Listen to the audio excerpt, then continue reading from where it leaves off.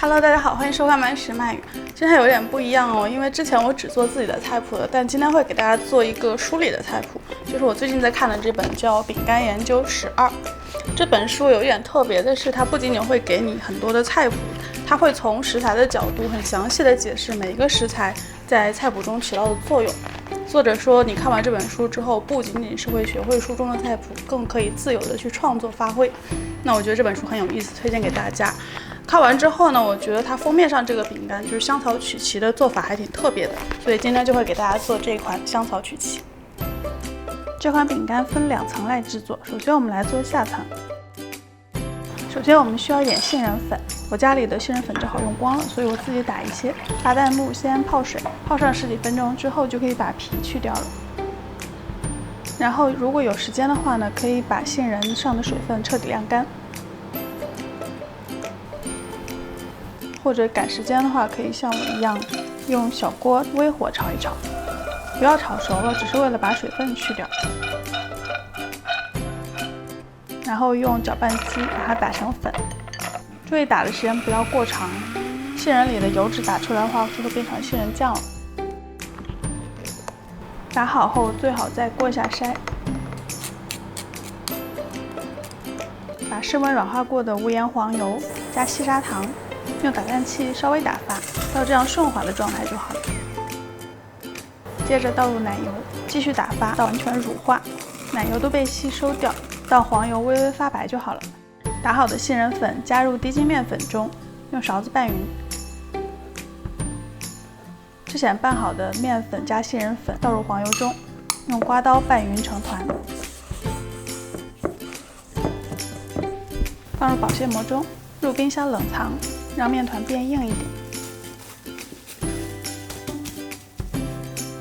在等待的时候来做上层饼干。首先是香草，把豆荚剖开之后，里头的香草籽刮出来，直接放入到糖粉中，用手搓一搓，让香草籽能够均匀地分布在糖粉中就好了。把糖粉加入到无盐黄油中，一样也是室温软化过的。用打蛋器稍微打发，和刚才一样。加入奶油，继续打发到奶油完全乳化，融入到黄油中，然后微微发白的状态。再加入低筋面粉，用刮刀拌匀成团。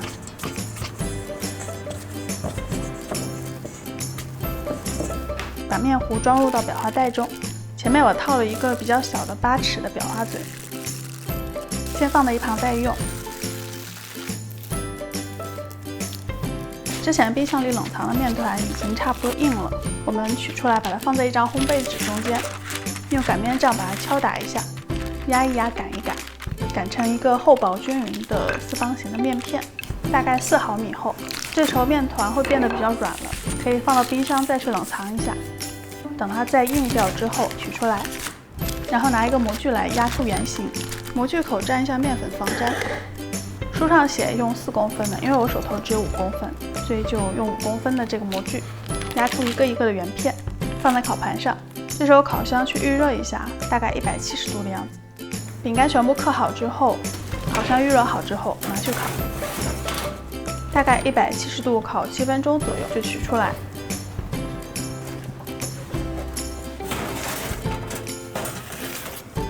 这时候饼干是半熟的，等它稍微冷却一点，刚才装在裱花袋中的面糊就可以挤出来了。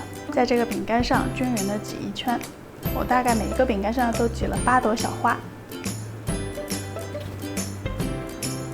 现在烤箱降一下温哦，降到150度，再把饼干送回去烤。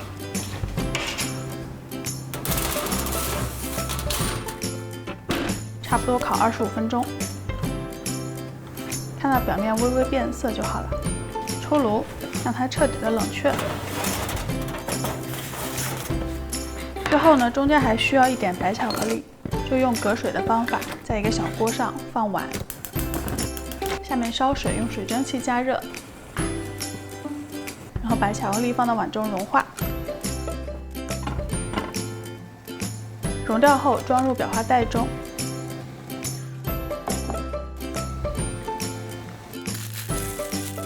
把融掉的白巧克力挤出来，挤到中间，让它凝固就好了。书上的配方还会撒上覆盆子装饰果粒，但我比较懒了，而且我觉得这样干干净净的看起来也不错，所以就这样，这款饼干就做好了。凑近看一看，上层饼干里头是可以看到一粒一粒的香草籽的，非常货真价实。如果大家对这本书有兴趣，想要买的话，就去我店铺看看吧。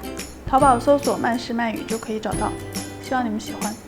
现在这个香草曲奇就做好了，跟这个书的封面可以对比一下。因为我们的花嘴形状不一样，所以看起来外形略有一点区别，但是做法应该就是书里头一模一样的。然后作者有说饼干是需要熟成的，因为这个香草籽是直接放在了黄油里头，没有经过煮，所以香草籽的味道需要放几天之后会释放出来，就是一个熟成的概念在这里。大家在家做的时候也可以试一试这个饼干，可能放1-2天味道会更好。那我现在吃一下，看看它是不是像作者说那么好吃。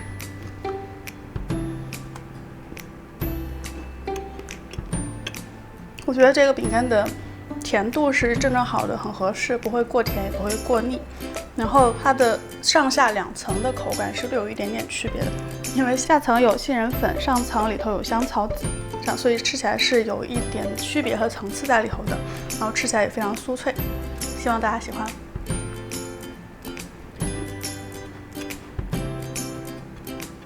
好了，今天的节目就到这儿了。喜欢我的节目，不要忘记收藏并分享哦。